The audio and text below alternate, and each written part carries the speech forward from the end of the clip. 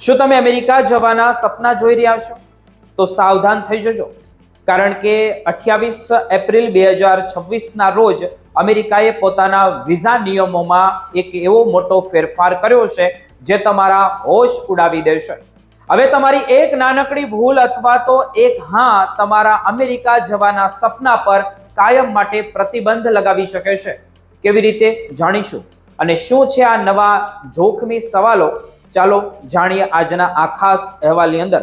આજે અમે તમને એક એવી ખબર જણાવવા જઈ રહ્યા છીએ જે દરેક એવા ભારતીય અને વિદેશી મુસાફરો માટે છે, અને તે જાણવી તમારી માટે ખૂબ જ અગત્યની છે, જરૂરી છે.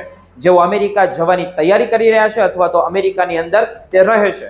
અમેરિકાની સરકાર અને વિદેશ મંત્રી માર્કો રૂબિયો દ્વારા હાલમાં જ એક અત્યંત કડક નિર્દેશ બહાર પાડવામાં આવ્યો છે, જેમણે આખા વિશ્વમાં હલનચલન મચાવી દીધી હોય તેવું લાગી રહ્યું છે. 28 એપ્રિલ 2026ના રોજ જાહેર કરવામાં આવેલા નવા નિયમ મુજબ હવે અમેરિકાની સરહદ માત્ર તેના નકશા પર જ નહીં, પરંતુ તમારા દેશના આવેલી અમેરિકન એમ્બસીની બારી પર જ આવી ગઈ છે. હવે આ નીતિનો મુખ્ય હેતુ એવા લોકોને રોકવાનો છે જેઓ પ્રવાસી વિઝા પર અમેરિકા જઈને ત્યાં કાયમી આશ્રય એટલે કે શરણ લેવાનો ઈરાદો ધરાવતા હોય કે પછી ત્યાં કામ કરવાનું નક્કી કર્યું હોય. આ માટે હવે કોન્સ્યુલેટ ઓફિસ દરેક વિઝા અરજદારોને ઇન્ટરવ્યુ દરમિયાન 2 ચોક્કસ અને અગત્યના ફરજિયાત સવાલો પૂછશે, જેમનો જવાબ આપવો તમારા માટે અગ્નિ પરીક્ષા સમાન બની જશે. પહેલો સવાલ એ હશે કે શું તમને તમારા વતનમાં કોઈ પણ પ્રકારનું નુકસાન કે અત્યાચાર કરવામાં આવ્યો છે? અને બીજો સવાલ એ છે કે શું તમને તમારા દેશમાં પાછા ફરતા ડર લાગે છે? જો તમે આ સવાલોનો જવાબ ભૂલથી પણ હામાં આપ્યો તો કાયમી કલમ 214B હેઠળ તમારો વિઝા તરત જ રિજેક્ટ કરી દેવામાં આવશે. અમેરિકન પ્રશાસન માને છે કે જો કોઈ પણ વ્યક્તિને પોતાના દેશમાં ડર લાગતો હોય તો તે અમેરિકા જઈને પાછા નહીં આવે અને ત્યાં શરણ માંગશે, જે વિઝા નિયમોનું ઉલ્લંઘન કરે છે. આ સમગ્ર યોજનાની શરૂઆત 2025માં રાષ્ટ્રપતિ ડોનાલ્ડ ટ્રમ્પ દ્વારા જાહેર કરાયેલા એક્ઝિક્યુટિવ ઓર્ડર 14161 થી થઈ હતી, જેમાં એક્સ્ટ્રીમ વેઇટિંગ એટલે કે અતિશય કડક તપાસની વાત કરવામાં આવી હતી.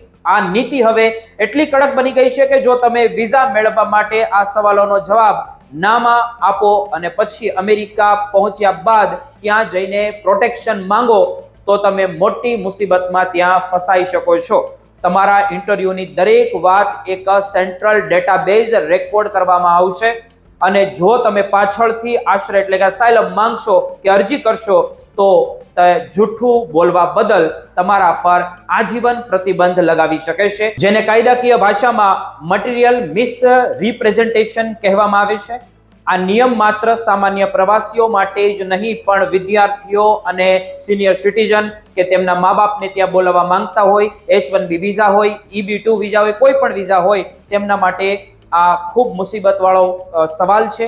એટલા માટે જો ખાસ કરીને જો અફઘાનિસ્તાન, સુદાન, હેતી અને ભારત, ચીન જેવા દેશો આ નિયમો વધુ એમાં કડક બનાવવામાં આવ્યા છે, જ્યાં ઓવરસ્ટે રેટ ઘણો વધારે હોય છે. અમેરિકાની સરકાર હવે સોશિયલ મીડિયા અને આર્ટિફિશિયલ ઇન્ટેલિજન્સનો ઉપયોગ કરીને તમારા ડિજિટલ ફિંગરપ્રિન્ટ પણ તપાસ કરી રહી છે, જેથી જો તમારી કોઈ સોશિયલ મીડિયા પોસ્ટ તમે ડરની વાત તેમાં કરી હોય અને ઇન્ટરવ્યુમાં ના કહો તો તમારી ચોરી તરત જ પકડાઈ જશે.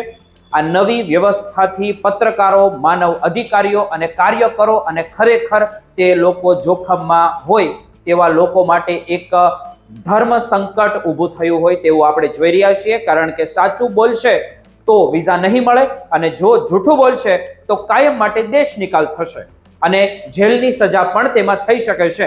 આમ 2026ના આ નવા કોન્સ્યુલેટ નિર્દેશોએ અમેરિકાના વિઝા મેળવવાની આખી પ્રક્રિયાને એક ડિજિટલ કિલ્લામાં ફેરવી દીધી છે, જ્યાં હવે માત્ર નસીબ નહીં પણ તમારી દરેક સચ્ચાઈ અને જૂઠની ખરેખરી કસોટી થવાની છે.